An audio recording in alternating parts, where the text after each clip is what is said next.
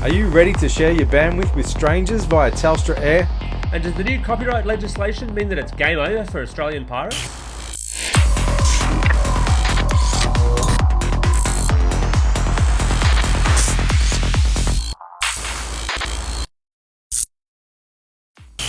Welcome to Vertical Hold, the tech show where we channel surf through the headlines in search of the big picture. I'm Alex Kidman, and I'm joined by a man who's shortly going to launch his own Muzak streaming service. Adam Turner mumbles the hits. Adam, what's new in tech?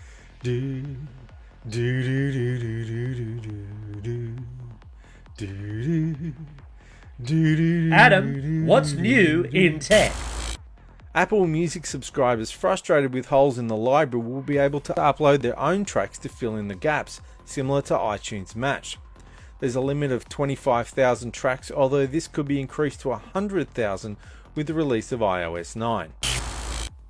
The current rumour mill suggests that the next iPhone will feature Force Touch. This is the feature found on the current generation MacBook and MacBook Pros that allows for a stronger touch anywhere on a touchpad.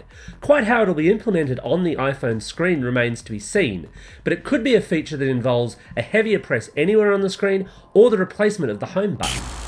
Australian telcos are adding or upgrading 500 mobile base stations as part of a crackdown on regional black spots. The rollout is expected to take 3 years, with a second round of upgrades to be announced in 2016. Who would win in a fight between Apple and Taylor Swift? You might think the world's biggest technology company would win that stoush, but it recently emerged prior to the launch of the Apple Music service that Taylor Swift was going to be the winner.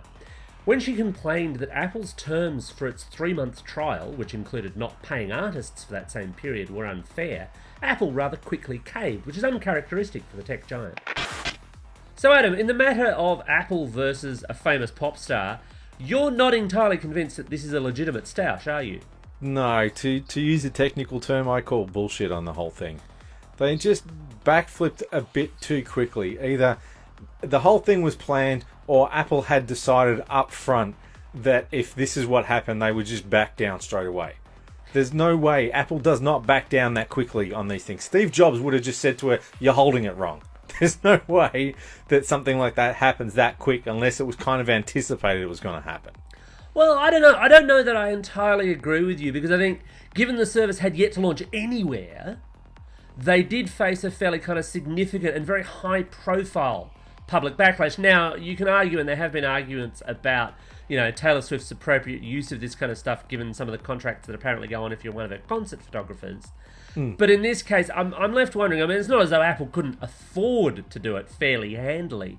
And I'm left wondering if they didn't just go, well, look, yeah, that's going to cut the marketing budget a bit down. You might not see quite so many ads touting the service because of this. But I'm not convinced that this was actually a planned step. I think they did scramble a bit. It took hours, though. It didn't take a week or a day. It took hours. All I'm saying is if she really does have that kind of clout, she should use it for good and argue for an extra USB port on the new Air. I'm not going to disagree with that.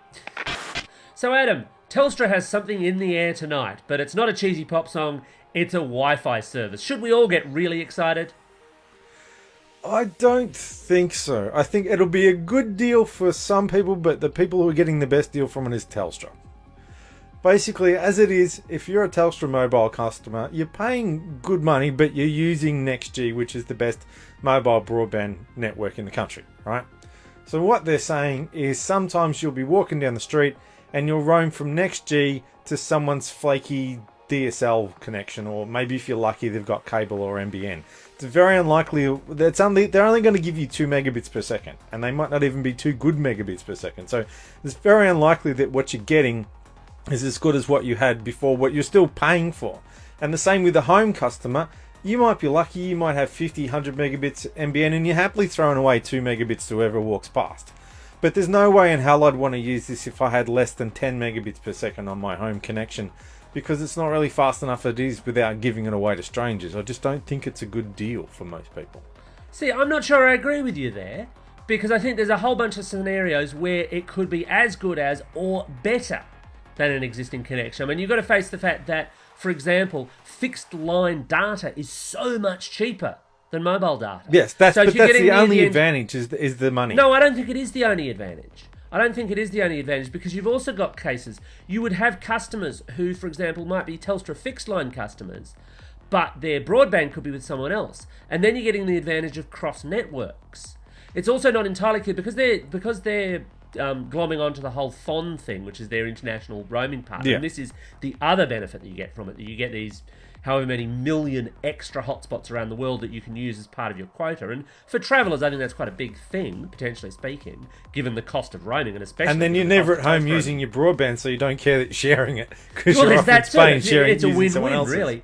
But it's not entirely clear how seamless that actual crossover is, whether or not it's akin to what happens, for example, if you log in at an Apple store, where when you've logged into one of them, you've logged into all of them worldwide. If you walk past an Apple store in Shanghai, in London, in New York, if you've logged into one in Australia, your phone will immediately connect to that.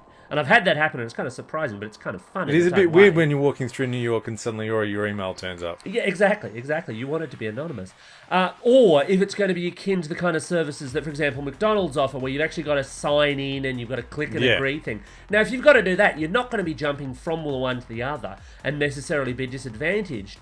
But at the same time, you can pick and choose. And there's plenty of locations and there's plenty of places where, while I agree with you, I think Telstra's mobile network on the whole is the best in the country, there are certainly areas where it either has some notable black spots or where it just simply gets congested. If you've ever waited around an airport, you will know that you might be getting a signal that calls itself 4G, but it'd be struggling to deliver a kind of dial-up quality signal. Now, if you're giving me that choice versus someone's 2 meg, I'll have the 2 meg, thanks. Especially if it's not costing me any extra to actually access it. I'm not so sure that this is such a bad deal as you make it out to be, but I agree. You wouldn't it's want a to good be deal living for next to Telstra the this airport way. or a train station if you're the one who's given 2 meg to every passerby, though. But that stuff, by and large, as I understand their network rollout, comes out from the fact that they're not just glomming off their customers to do this. Yeah, you're They've right. installed hotspots in payphones. Remember payphones? They were a thing once. Yes, I see them. Well, every now they're a and then, thing again, because if you see a payphone with a big pink top on it, that means it's one of their hotspots. And that means when you're glomming onto air there, you're using Telstra's bandwidth. You're not actually using anyone else's. Yeah. So again, it does depend on how far and wide that spread is. And yes, it needs some testing, because yes, you're going to have areas which are going to be good, and you're going to have some areas which are just going to be woeful. But that's always the way with any kind of wireless network. Yeah, I can see the strengths and the weaknesses. Like I said, it still feels like that Telstra is just trying to offload people from 4G. And they get quite upset, I found out, when you say that. You get phone calls from PR people going, we don't think that's right. But that's what it feels like to me. And as you say, it's not just home users. You go into a sports stadium or a shopping centre or somewhere, and they're going to have a fatter pipe on the back end. So everyone, I guess, needs to make that decision for themselves. But don't just jump in and think, oh, I'm saving a couple of bucks. This is going to be fantastic. Because it might not be fantastic for everyone. Ultimately, of course, it also does come down to your actual data usage and needs. If your phone is just pulling down the odd Facebook update and your email, the speed of the connection's not so vital. Whereas potentially on a 2 meg connection, you could stream video without incurring the kind of costs you'd get for the same mobile broadband cost. Yeah, it depends on also how much you're paying for. You might find that as it is, you're having to pay for as much or more mobile broadband than you need. Not everybody is chewing through 10 gig a month watching YouTube on the train. So I would think that if it's only rarely you're going to go over your mobile broadband allowance, you're better off staying on mobile broadband. But if you're constantly going over it and you're thinking that you're going to need to start paying more for mobile broadband, or you're getting stung with excess data charges, although I don't think they do that anymore, but new packs being put on the top, then maybe it's a good deal. So Alex, are you excited about the new piracy laws? Do you think it's going to completely change the Australian landscape and stop anyone ever stealing anything? Nope. Nope. Great. Nope. Next topic. Nope. Quickest segment ever, folks. Officially speaking, what we have is the Copyright Amendment Online Infringement Bill 2015, which is a very long name to have to remember. And it's designed to allow rights holders to pursue court action to stop ISPs from allowing access to sites which may facilitate piracy. So the classic example that's always cited here is Pirate Bay. The Pirate Bay will be blocked under this kind of legislation fairly quickly. All it will take is a court order, or possibly even the threat of a court order, because going to court is an expensive process and the ISPs may not want to burn a whole lot of money on these kinds of exercises. Now, having said that, I think it's doomed to failure anyway, and it's doomed to failure for technical reasons above all else, because there's no specified mechanism under which the ISPs have to operate to comply with this. They could do something as simple as a DNS redirect, and then you can use Google's own DNS or other workaround service to get around it, or of course you can use a VPN. Now, again, having said that, there's some stuff in it that worries me. There's some stuff that I think should never have been passed into law, especially as it relates to VPNs. So what's the stuff that really worries you? Because that's the stuff that I'm probably concerned about, is the idea of blocking VPNs, not just because I want to steal stuff and I want to do it via VPN, but there's a lot of wider implications there for blocking VPNs. Oh, absolutely. And there's lots of quite legitimate business purposes and personal purposes for VPN usage. No, the issue is that whilst the Communications Minister, Malcolm Turnbull, indicated before the bill was passed, in fact, before it was presented, that they wouldn't be seeking to block VPNs, there's actually nothing in there that specifies that VPNs are excluded. And obviously, yes, a VPN can be used to facilitate piracy. You can use a properly configured VPN to hide torrent activity, for example. Now, all you would need would be a court action where a copyright holder said, right, well, this VPN is promoting piracy, and I mean, some of them are a little more blatant some of them than do others. basically advertise themselves as ways to beat But piracy all you would need is a court action to that effect, an ISP that either decides not to fight it or that loses that battle because the court is a bit technically inept, or because it's just rushed through anyway, or because the language of the bill is rather vague in this aspect, and suddenly VPNs become less legal to use. Now, that could be an individual VPN that gets struck down, or it could be all of them, and that's a bit of a problem. That couldn't happen. That's just crazy talk. The wording of the bill is incredibly vague, though. I agree with you that the potential for it's in there, but realistically, that's just insane. Well, realistically, it should be insane. There are probably more legit There are probably more legit VPN users in Australia than illegitimate VPN users in Australia. Actually, not probably. I'd say definitely. Yeah, I mean, the other problem is that this also raises a spectre around online censorship issues.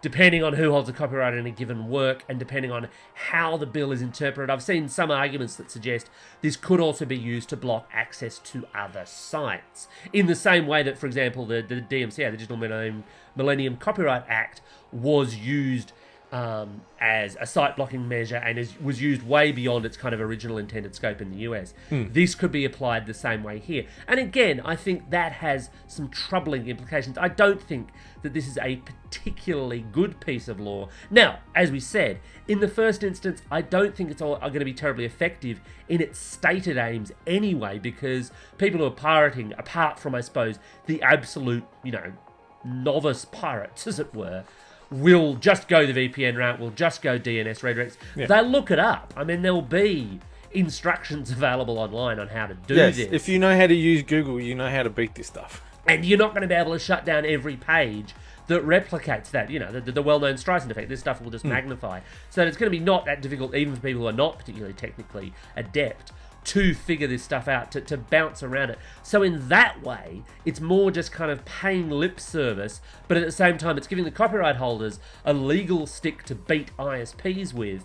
And at one, even if you're not pirating, that's not necessarily a good thing, because if your ISP is spending all their money on facing off court actions, and iiNet seems to be the appropriate whipping boy for this, I suspect, because Telstra is just seen as a bit too large, and Optus likewise, then they're going to be spending all their money on that, and then even if you're not pirating, potentially speaking, your broadband bills start to rise because of this. I just think it's a terrible piece of law, and I think it's a sad day that, in fact, both major sides of politics joined together to say, yeah, we'll pass this into law.